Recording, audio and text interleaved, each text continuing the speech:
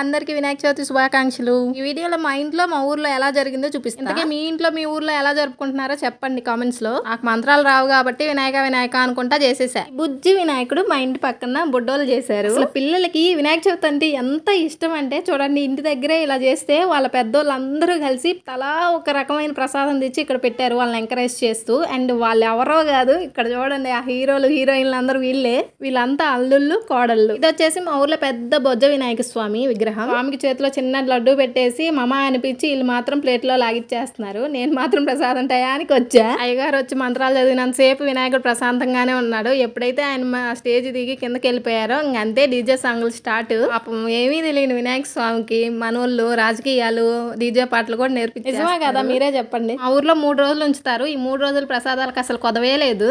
స్వామి పేరు చెప్పుకొని మేము తినేస్తాం. మా ఊరికి పండక్కి రాని వాళ్ళందరికీ ఈ వీడియో అంకితం. అబ్బా, వీళ్ళ డ్రెస్సులు కుట్టింది నేనే.